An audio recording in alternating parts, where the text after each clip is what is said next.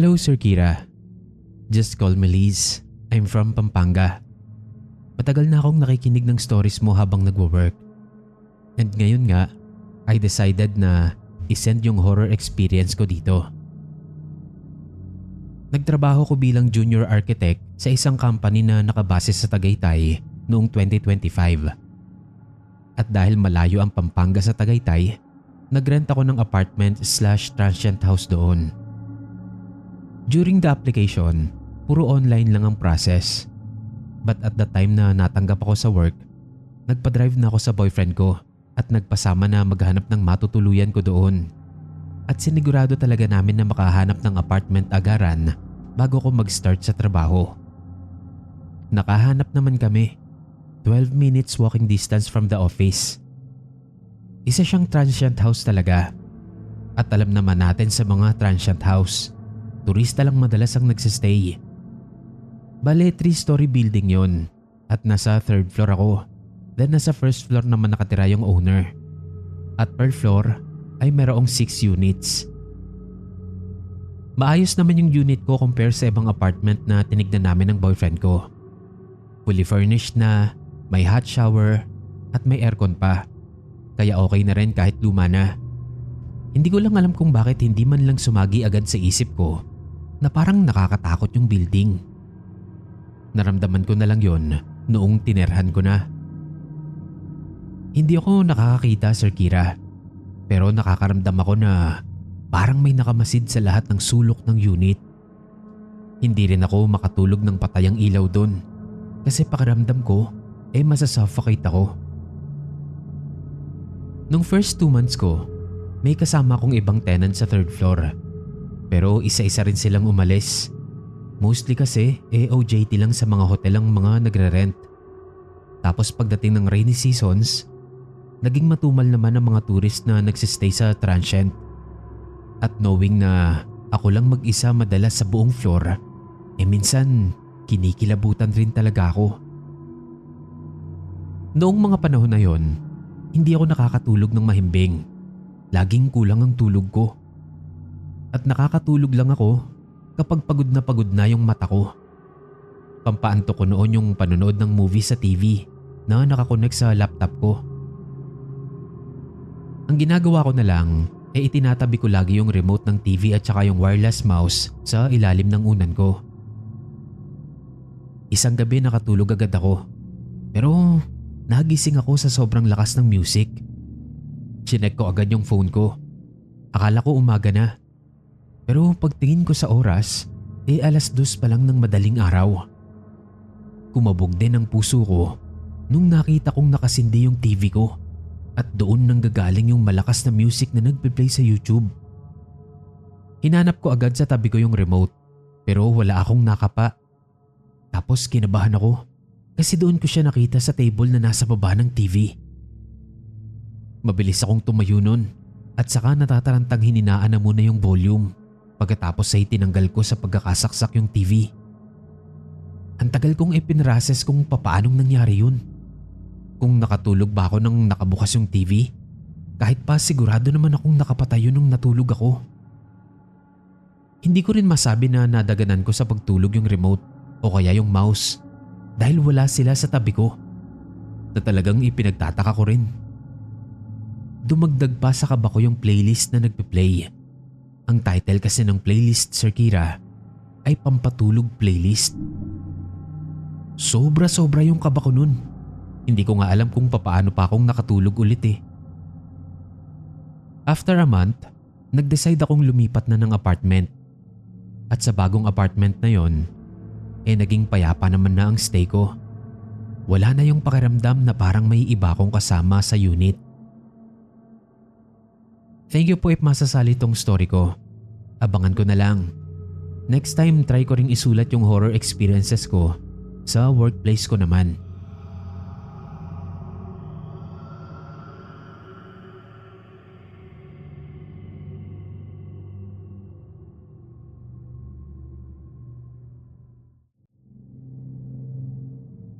Hi Kuya Kira, may gusto lang sana kong i-share sa inyo tungkol sa experience ko. Bata pa lang daw ako sadyang malakas na ang third eye ko. Minsan nga daw, nakikita ako ng magulang ko na nagsasalita at tila may kalaro kahit mag-isa lang ako. Itago mo na lang ako sa pangalang Kathy. Nagumpisa ang storya na to noong taong 2013. Nangungupahan lang kami noon sa parte ng Cavite. Hindi ko na lang sasabihin kung anong eksaktong lokasyon. Bunso ako sa aming magkakapatid at nag-iisang babae. At talaga namang spoiled ako sa mga magulang ko.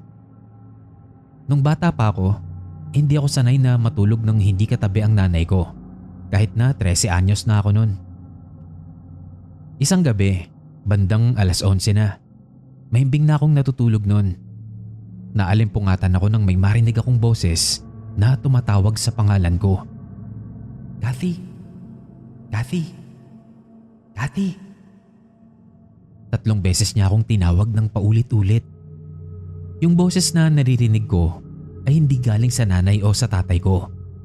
Boses ito ng isang babae na sa palagay ko ay nasa edad 20 hanggang 30 anyos. Nanlamig ako sa narinig ko.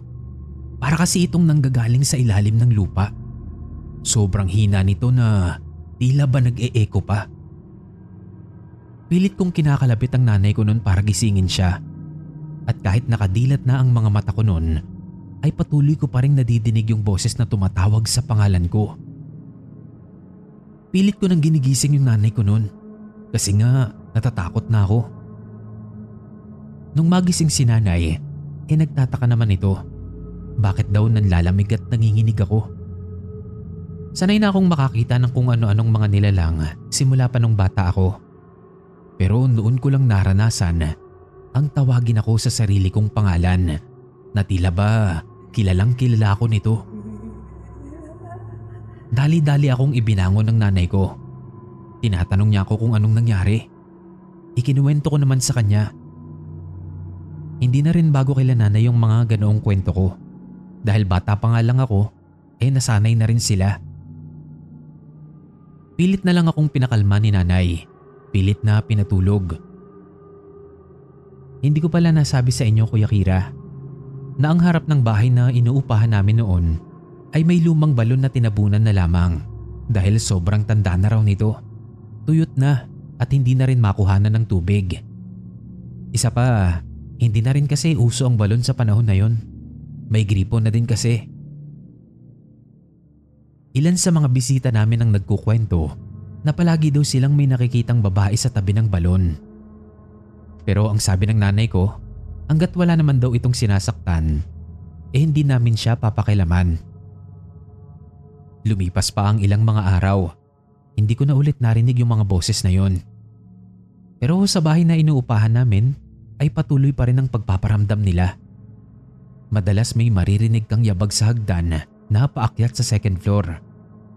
At dahil gawa sa kahoy ang hagdan na ito, ay maririnig mo talaga yung yabag. Madali mong malalaman kung may naglalakad dito. Minsan naman, may maririnig kang barya na tila ba gumugulong sa kahoy na sahig sa itaas.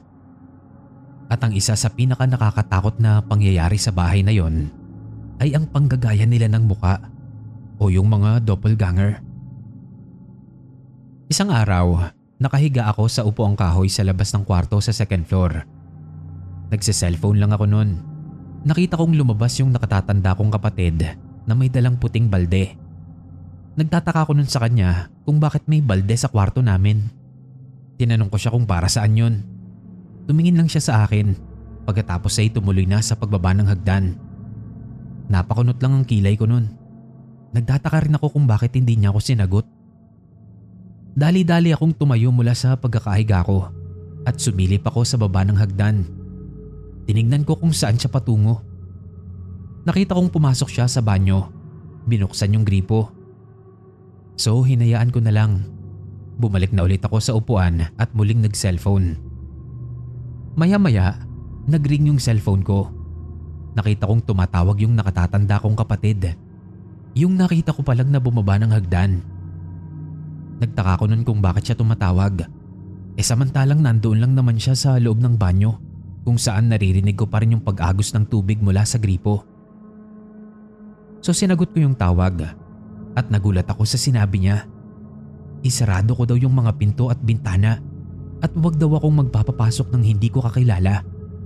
Kasi ang sabi niya, ako lang daw mag-isa sa bahay. Umalis daw siya kaninang maaga. Tulog pa raw ako kaya hindi na siya nakapagsabi sa akin.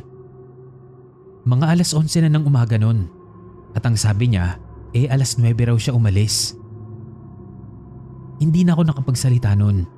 Nanlaki ang mga mata ko at nilamig ang buo kong katawan. Napapatanong ako sa isip ko.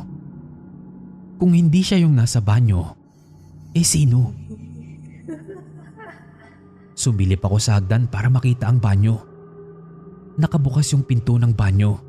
Patay na ang gripo at wala yung puting balde. Nagkibit balikat na lang ako noon. Hinayaan ko na lang. Kinalaunan, nakabili ng lupa at bahay ang kapatid ko na noon nagtatrabaho na sa ibang bansa. Lumipat kami sa lugar ng Laguna. Pagdating namin doon, nagulat ako. Nagtataka ako bakit ganun yung bahay. Para ba itong ginawang tambakan? Sobrang gulo at bakas na dito ang kalumaan. 2 palapag din yung bahay na yon. Nagtanong ako sa nanay ko, bakit ka ako ganitong bahay ang napiling bilhin ng kapatid ko? Ang sagot naman ni nanay, yun lang daw kasi yung murang bahay at lupa na kaya naming bilhin. Wala namang problema sa akin kung maliit lang yung bahay na lilipatan namin. Pero medyo hindi kasi maganda yung pakiramdam ko sa bahay na yun. Na para bang napakarami ng pinagdaanan. Lumipas ang ilang buwan. Unti-unti na kaming nagpapagawa ng parte sa bahay na nasira dala ng katagalan. Meron yung 2 malaking kwarto. Pero may mga asawa at anak na kasi ang mga kapatid ko.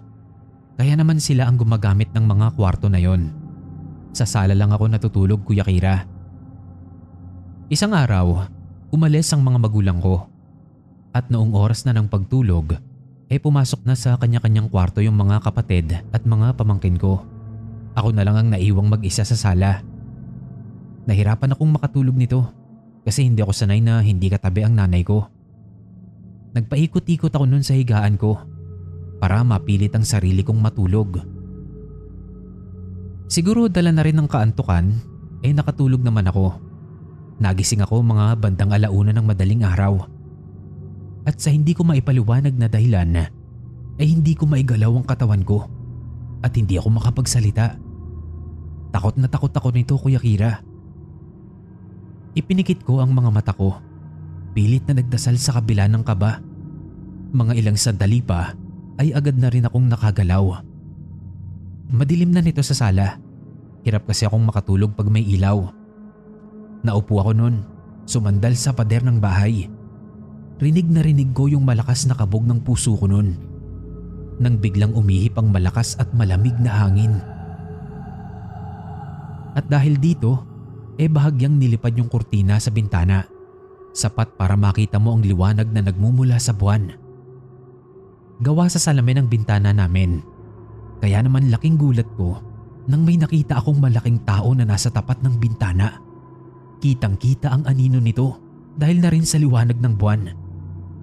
Meron itong 2 mahabang sungay. Matangkad din siya na parabang 6-footer. Meron siyang hawak na kalaykay na parang si kamatayan. At kahit nasa labas lang siya ng bintana, ay kitang-kita ng 2 mata ko ang kanyang pulang-pulang mga mata na tila ba nagbabagang apoy. Nakatingin ito sa akin pagkatapos ay dahan-dahang ngumisi. Sa sobrang takot na naramdaman ko noon, napasigaw ako. Agad din namang nagsilabasan yung mga kapatid ko sa kwarto nila para puntahan ako. Binuksan nila yung ilaw at nakita nila akong umiiyak at takot na takot. Sinabi ko sa kanila ang lahat ng nakita ko. Malaking trauma ang naranasan ko rito, Kuya Kira. Kahit na madalas akong makakita ng mga nilalang, ay noon lang ako nakakita ng ganoong klaseng imahe na tila ba isang demonyo. At dahil sa nangyaring yun, ay minabuti nila nanay na dalhin ako sa manggagamot o sa albularyo. Binigyan ako nito ng isang dasal upang maprotektahan ko ang aking sarili sa mga masasamang elemento. At sinabi nito na ang mga taong may malakas na third eye daw ay paborito ng mga ganitong elemento. Inaral ko ang mga dasal na yon hanggang sa makabisado ko. At magmula noon ay hindi na muling nagpakita sa akin ang nilalang na yon. Napanatag ang loob ko. Isa pa, naging malapit din ako sa Diyos, Kuya Kira. Naniniwala ako na walang kahit na sino ang makakapantay sa Diyos Ama. At mula din naman noon ay naging payapa na ang pamumuhay ko. Magpasa hanggang ngayon na 25 years old na ako. Yun lamang po, Kuya Kira. Maraming salamat po and more power.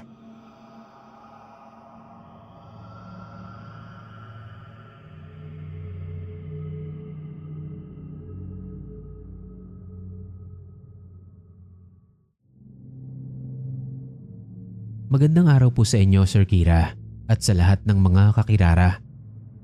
Avid listener niyo po ako since 2024 ata yun, kung di ako nagkakamali. Isa po kayo sa mga paborito kong narrator kasama si Sir Neb. Gusto ko po yung style ng pagnanarrate ninyo.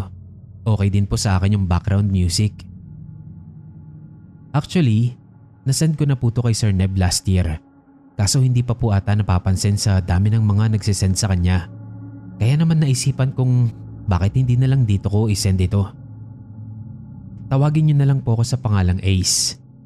Sana po ma-narrate niyo itong kwentong karanasan ko dito sa boarding house namin.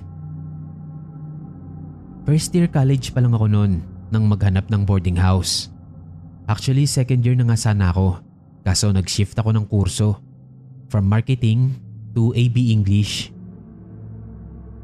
Pagkatapos ng pandemic ay blended class kami at nasa malayo yung school ko. Halos 2 oras ang biyahe papunta ron.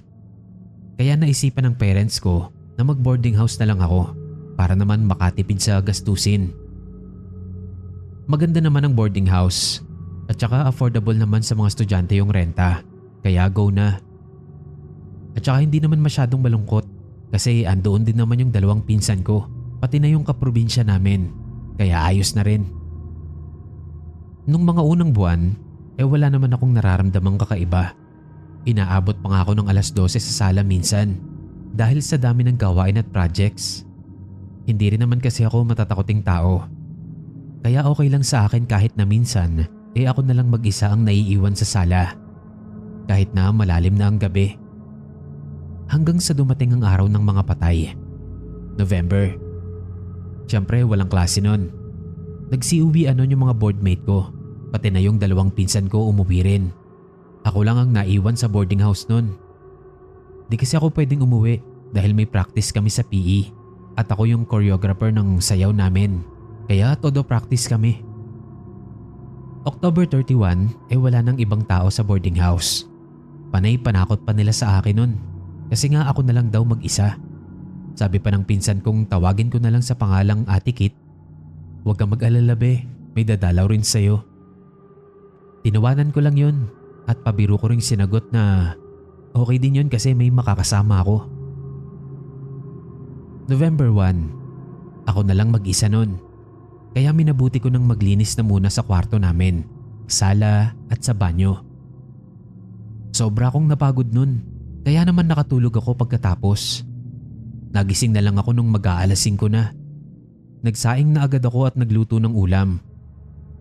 Pagkatapos kong kumain, ginawa ko na yung mga paperworks ko at iba pang mga gawain. Nagsulat ako ng poetry. Mahilig kasi ako dun. Sobra akong nalibang nun, kaya hindi ko namalayan ng oras. Mag-aalas 12 na pala.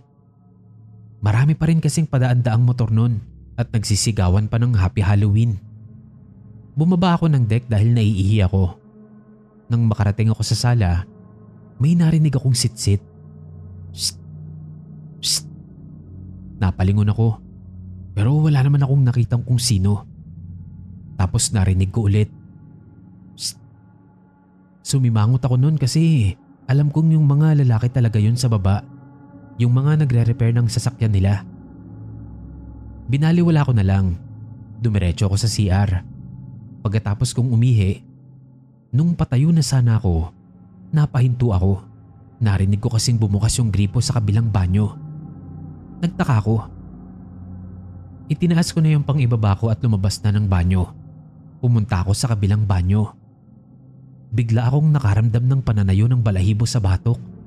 Kasi tahimik yung buong banyo at walang tubig na lumalabas sa gripo. Sa madaling salita, nakapatay yung gripo. Tuyong-tuyo rin yung buong banyo.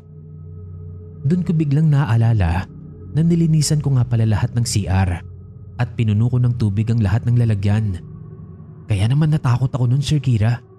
Bigla ko kasing naalala yung katulad ng napanood ko sa mga movies. Dali-dali akong tumakbo nun patungo sa kwarto. Nagtalokbong ako ng kumot. Kahit init na init ako nun, hindi ko magawang kumilos. Iniwan ko nang nakabukas na lang yung ilaw hanggang sa makatulog na ako. Sa kalagitnaan ng tulog ko, bigla naman akong nagising dahil may pusa na biglang umakyat sa may ulunan ko. Pilit kong pinapaalis yung pusa, pero tinignan niya lang ako. Madalas na kasing pumapasok yung pusa na yon. Meron siyang nadadaanan papasok sa kwarto namin. At nung time na yon, hindi siya makadaan doon kasi hinarangan na yon ng karton ni Joy. Kaya naman nahirapan din akong mapaalis agad yung pusa. Putyang pusa naman oh. Tinakot pa talaga ako. Na para bang alam niyang matatakot talaga ako. Tinignan ko ang oras sa cellphone ko. 3:30 na pala. Kaya mas lalo akong natakot nun. Kasi alam kong eerie hours yun. Kung ano-ano tuloy ang pumapasok sa isip ko. Na baka hindi totoong pusa yung nakita ko. Ayaw kong tumingin sa baba ng deck nun. Kasi baka kung ano pang makita ko ron. Naisip ko na baka pag sumilip ako, makakita ko ng babaeng umiiyak. Basta yun talaga yung mga sumasagi sa isip ko nun. Halos mapraning ako. Nasabi kong hindi ako matatakotin kanina, di ba? Para bang nakalimutan ko yun. Parang in an instant, naging duwag ako bigla. Halos mapraning na ako nun. Kaya kumuha ako ng notebook at ihinagis ko sa pusa. Kalaunan umalis rin naman yun. Nakahinga na ako ng maluwag. Kaso matagal bago ako nakatulog. Mga mag-aalas 5 na siguro yun. Ang dami kasi talagang pumapasok sa isip ko. Kaya naman nung araw na yon, tanghali na akong nagising. Buti na lang dumating na yung ka-roommate kong si Joy. Dalawa na kaming magkasama ngayon sa boarding house. Hindi ko na muna sinabi sa kanya dahil mas matatakotin yun sa akin. November 4, balik eskwela na. Doon ko na ikinuwento yung nangyari dito sa boarding house noong wala pa sila. Muntik nang mapaiyak si Joy sa takot nun. Hinampas pa niya ako sa braso. Pero nagpasalamat pa rin siya dahil hindi ko agad ikinuwento sa kanya nung pagdating niya. Baka raw mahimatay pa siya sa takot. Nung malaman ng iba yung kwento ko, ay doon na rin nagsilabasan yung mga naranasan nila. Sabi pa nung pinsan ko, minsan daw ay may humawak sa kanya sa likod nung natutulog siya. Nakatalikod siya nun sa higaan ko at alam niyang hindi ako yun. Kasi nung time na yon, umuwi ako sa amin. Pero binaliwala lang niya dahil hindi naman daw siya matatakotin at sanay na siya sa mga ganun. Kwento naman ng isa pa naming boardmate ay may nakita daw siyang taong nakahiga sa unang higaan ko. Nakita raw yun ng kasama niyang bukas ang third eye. Kaya pala, lagi akong binabangungot nun sa tuwing natutulog ako doon kahit araw. Nung pandemic din daw, syempre wala pang masyadong nagbo-board ng time na yon. Dalawa lang sila ng pinsan ko at nung kaprobinsya namin. May time daw na nagising yung pinsan ko, hating gabi. Dahil may narinig siya na parang may naguhugas daw ng pinggan sa kusina.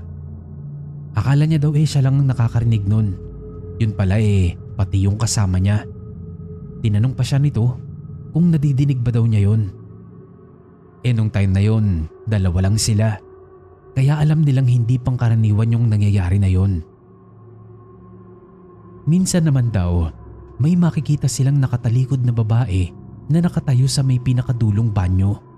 Doon sa may bandang madilim na part. Hindi na kasi abot ng ilaw doon. Habang nagkukwento pa yung iba sa kanilang karanasan, biglang natahimik ang lahat nung sabihin ng isa naming kasama na may nagpakamatay daw na buntis sa room 1. Matagal na daw na nangyari yun. Nauna pa nga raw ito sa mga ate nila at ikinuwento lang din sa kanila. Summertime daw yun kaya wala masyadong borders. Nagtataka daw yung landlady noon kung bakit daw hindi lumalabas yung nag-iisang border niya kaya minabuti niya ng akyatin. Bale 2-story kasi yung bahay. At laking gulat daw niya nang makita niya yung babaeng border niya na wala ng buhay. Nagpatiwakal daw ito gamit ang lubid. Pero yun lang yung alam naming story tungkol doon sa babae.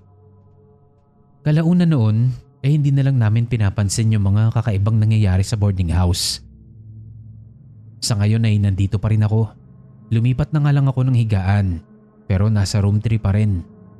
Ayoko kasing matulog doon sa room 1. Kakaiba kasi talaga ang ambience sa kwarto na yon. Minsan naiiwan pa rin akong mag-isa rito. Pero hindi na ako lumalabas ng kwarto kapag gabi. Iyon lang po ang aking kwento. Salamat sa pagbabasa. Sana po ay nagustuhan nyo, Sir Kira. Magsisend din po ako ng ibang karanasan ko tungkol sa mga hindi natin nakikita. Kung sakali mang papala rin itong ma-narrate sa channel ninyo. Magandang araw po ulit.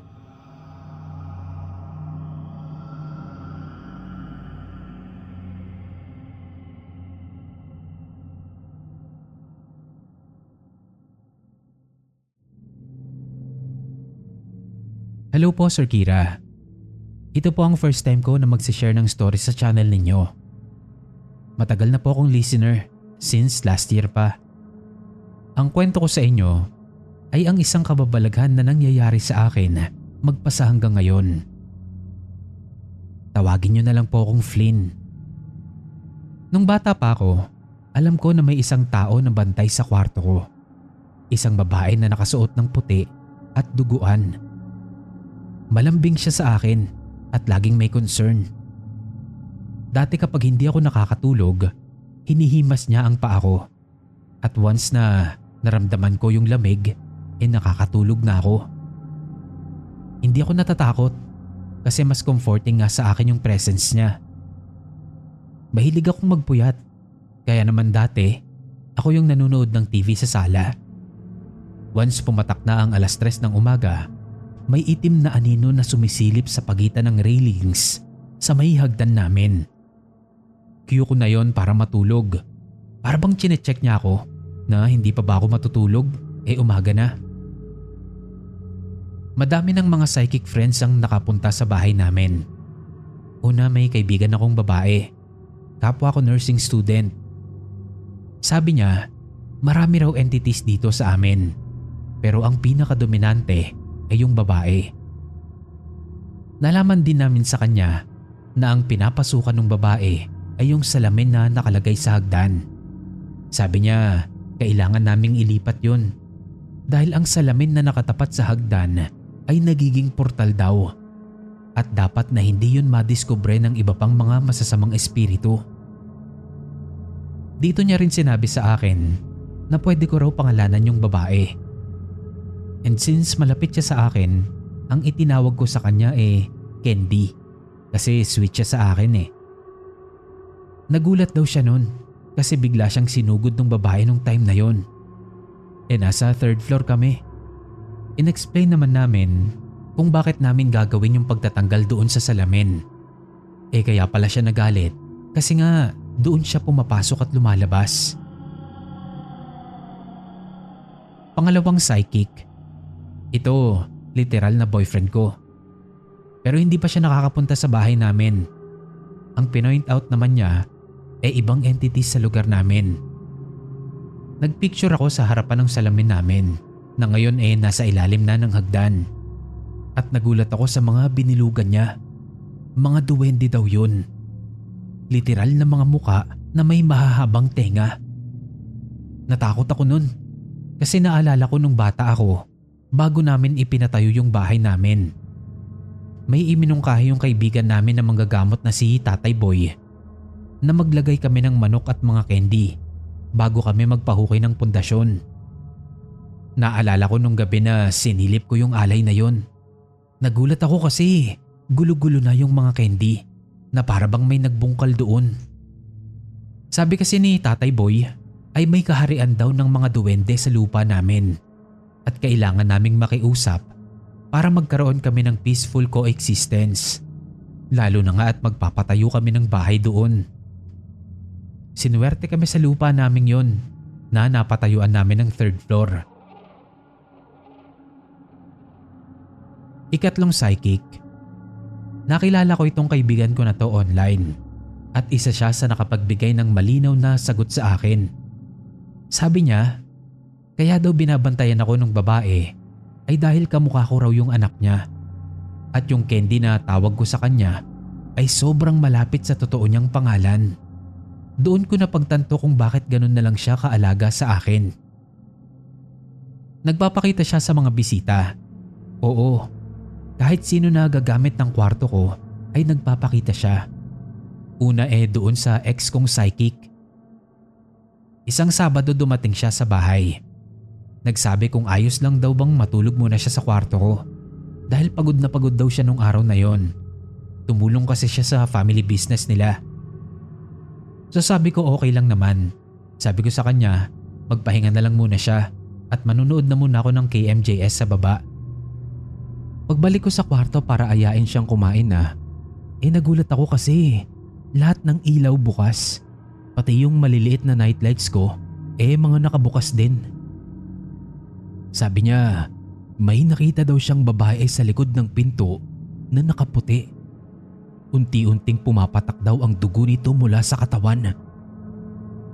Niyakap niya agad ako. Kinomfort ko naman siya. Sabi ko wala yun. Baka tinitignan lang kung sino siya. Eto, nasa Boracay naman ako nung panahon na to. June, birthday ng kuya ko. Madami silang bisita sa bahay, including yung mga pinsan ng hipag ko. Galing sila sa Laguna. Kasama rin yung anak niyang 10 years old. Dapat doon sila matutulog sa kwarto ko. Kaya lang nakikita daw nung bata na may babaeng nakatayo sa mismong pintuan ng kwarto kong nakabukas. After nun, nakihisiksik na lang sila doon sa kwarto ng hipag ko. Eto naman nasa ibang bansa ako. Nagtatrabaho ko nito sa Saudi. May isang kaibigan si Papa na kasama niyang nagbabarko. Nakiusap na makitira muna sa amin. And since yung kwarto ko lang naman ang available doon, ay doon siya pinatuloy ni Papa. Nung narinig ko yung balita na yon, sinabi ko sa kanila na warningan nila yung kaibigan ni Papa. Kako baka biglang atakihin sa puso. Ayoko namang may mamatay pa sa kwarto ko. Lumipas ang ilang buwan at naayos na yung papeles niya. Ilang araw na lang sasampa na sila sa barko. Doon nangyari ang hindi inaasahan. Mga 2:00 daw ng madaling araw, kukuha daw sana siya ng tubig sa kusina. Nasa baba yun. Paglabas mo kasi ng kwarto ko, ay merong mahabang hallway na kita yung hagdan. At ang sabi nung kaibigan ni Papa, paglabas daw niya ng kwarto ko, kitang-kita daw niya na may babaeng nakasuot ng puti na unti-unting bumababa mula doon sa 3rd floor, pababa raw sa 1st floor na hagdan. Hindi na raw siya tumuloy bumaba nun kasi natakot na rin. Feeling ko naman, tinitignan niya lang yung mga bagong dating dito sa bahay namin kung sino ba tong mga to. Kaya siya nagpapakita. It's a way na din siguro para protektahan kami, para masigurong okay lang ang lahat. Salamat sa pagbasa ng kwento ko, Sir Kira, na medyo napahaba na. God bless po. Sana magtagal pa ang podcast mo.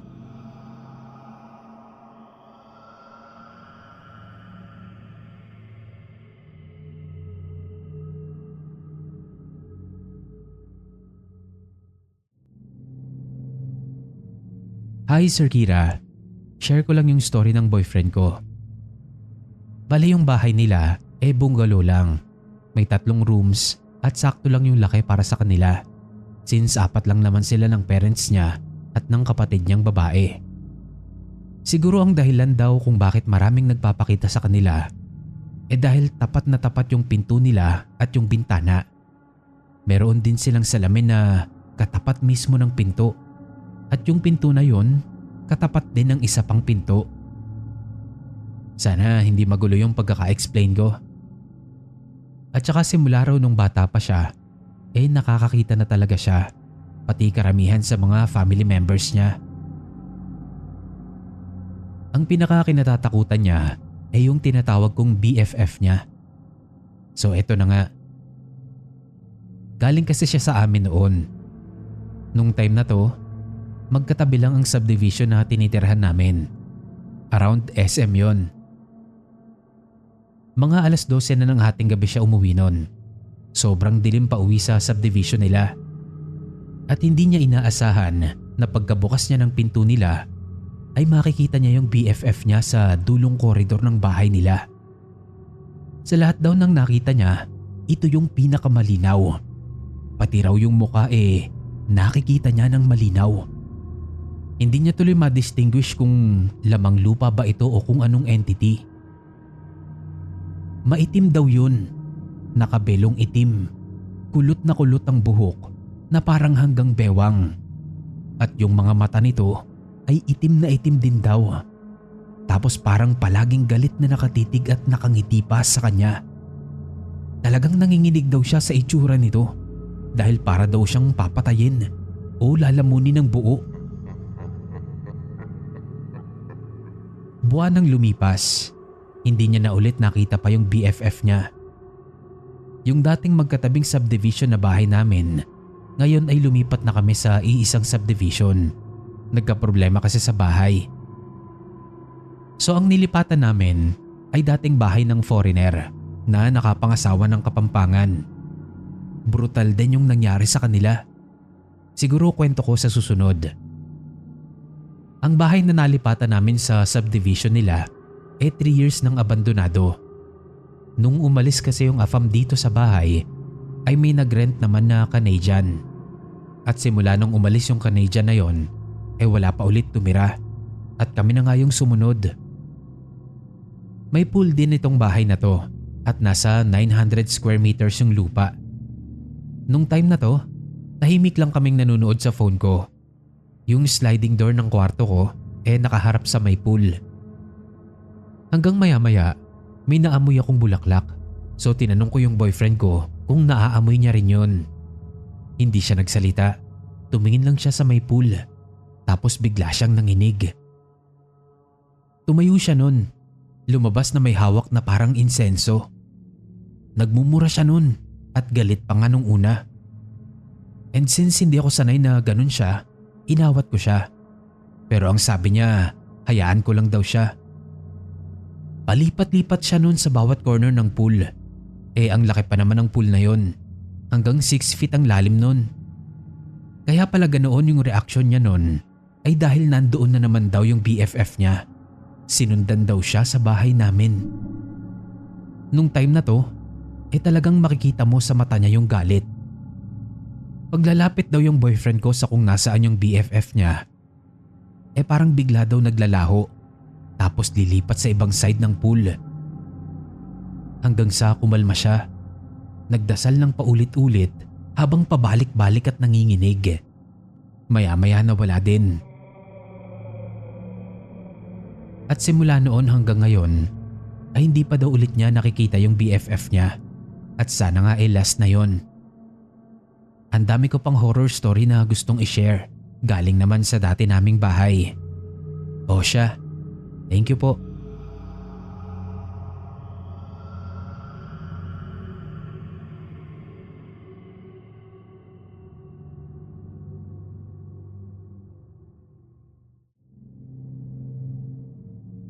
Hello po, Boss Kira. Share lang po ulit ako since matagal na akong di nakakapag-share.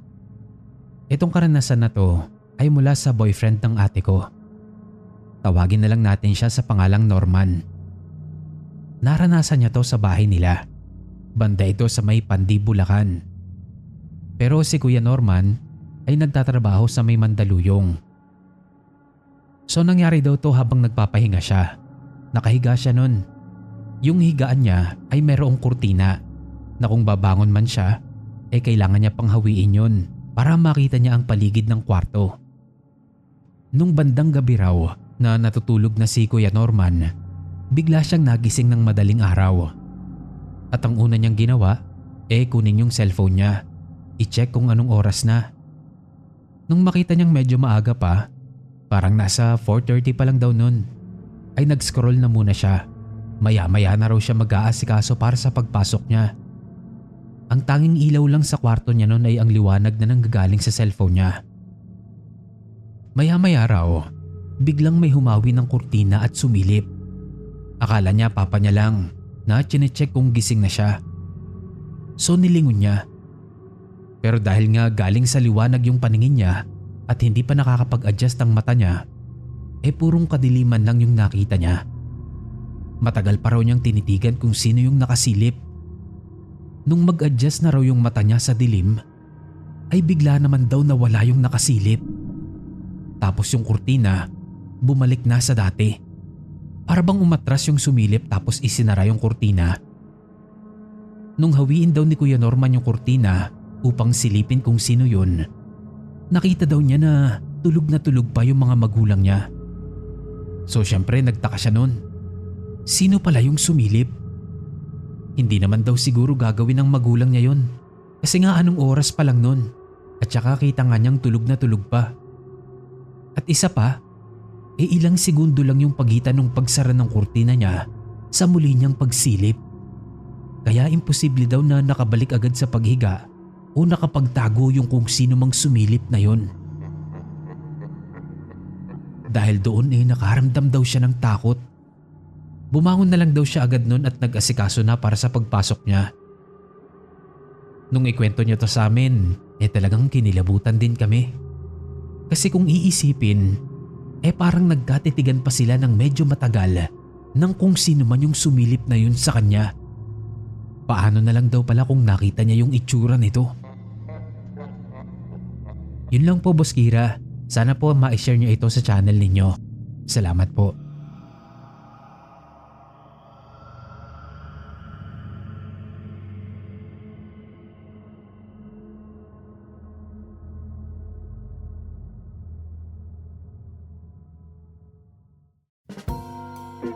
Yo, Kirara, kumusta kayo? Maraming salamat po sa pag-click ng upload natin ngayon. Thank you sa pakikinig ng mga stories natin. And shoutout po sa mga story senders natin para sa episode natin ngayon. Si Miss Liz, si Ace, si Alyssa, Boss Rob at si Miss Cathy. Yan, maraming salamat po sa pag-share ng unique stories ninyo. Thank you so much po. At sa mga gusto rin pong mag-send ng stories nila, i-send nyo lang po yan sa email natin, nginigstories.official@gmail.com. At okay, alright. So shoutout po tayo. Kukuha tayo ngayon sa last upload natin, Technopark sa Laguna. So shoutout po kay Mark Loredo. Nagtatanong kung sa Santa Rosa, Laguna daw ba yun? Actually hindi ko po alam Marami yatang Technopark dyan sa Laguna At hindi sinabi ni Miss Mitch kung saan talaga siya. Arnie Joy Espinas. Sabi niya, alam ko kung saang company yan. Nadadaanan ko din yan noong nasa Technopark din ako nagtatrabaho. Around 2006 to 2007. Legit daw po yun. See? Si Free Skies Loza alam niya raw kung saan yun. Lord Shishumaru, nagtrabaho daw siya sa Technopark na yon 2015 hanggang 2021. Grace Abrera, sabi niya, malamang alam rin ni Sender yung tungkol sa Blackman sa Santa Mesa. At sumagot si Miss Michelle sabi niya alam niya daw yon. Pero kwento lang din sa kanya, iba raw yung naranasan niya doon. At syempre, i-share niya ulit yon next time. Yay! Hello daw listening from Ilocos Norte, Rose Salcedo. Pa-shoutout daw from KSA at pa-shoutout din sa family niya sa Pinas, ang Pascual family. Sabi ni Angel Pascual. Yan, shoutout po sa Pascual family. Today is my birthday, July 13, 2026. Yung mismong upload natin. So, belated happy birthday po kay Roma Dalida. At may bumati din sa kanya ng happy birthday, si Miss Vanessa Wilson at si Maysola Torio. Shoutout daw kina Marge B ng Abu Dhabi, The Boring Writers, Philippine Horror Community, Insan Eli, Kat, Beshi, Ariela M, Mars, Kerubim, Antingera, Infinity Group, at Wala Lang GC. Ang ganda ng pangalan ng GC nyo Sabi yan ni Marge B. Miss Michelle Gutierrez, yung sender ng story natin. Yo Kirara at Boss Kira, thank you po ng madami na i-share na naman ng story ko. Send ulit ako next time. Yan. Maraming salamat po Miss Michelle. Ingat po kayo dyan palagi. Tapos may nag-reply sa kanya. Anong company daw yon kahit abbreviation lang? Auditor pa pala tong nagtatanong oh. Si Mark Nantes. Free Skies Loza. Sabi niya, parang alam ko kung anong company sa Laguna Techno to. Tapos may sinabi siyang brand. Pwede ko bang sabihin yun? Huwag na lang no? Cesar Inkig. Tama ba yun? Silent listener daw from Cebu. Maraming salamat po. Shoutout po sa mga taga Cebu. Kamusta kayo dyan mga Kirara? Shoutout boss. Wendy na maganda. More ayuda boss. Sabi ni Wendy Lynn Novio. Damaya 13. Dati daw na nagtatrabaho dun yung kapatid niya. Si Ma'am Angel Reyes. Hey, thank you sa panibagong upload Sir Kira pero sana mas dalasan pa po. Agree ako sa isang nag-comment na si Jo. Nung first time kong makinig sa story mo, natakot ako sa tumatawang babae. Hanep, tinigil ko talaga pakikinig that time kasi mag-isa lang ako sa kusina nun. Nag-continue na lang ulit ako noong nasa higaan na ako at may kasama na. Pero ngayon, sanay na ako. Wala nang epekto sa'yo ma'am no? Sige, maghahanap ulit ako ng magpapakilabot sa inyo. And thank you din po sa pag-share ng story nyo, Ma'am Angel. Color Brothers. Sabi nyo, Sisters Mary, Santa Mesa. All girls school yun. Girls Town. Hindi ko alam yun.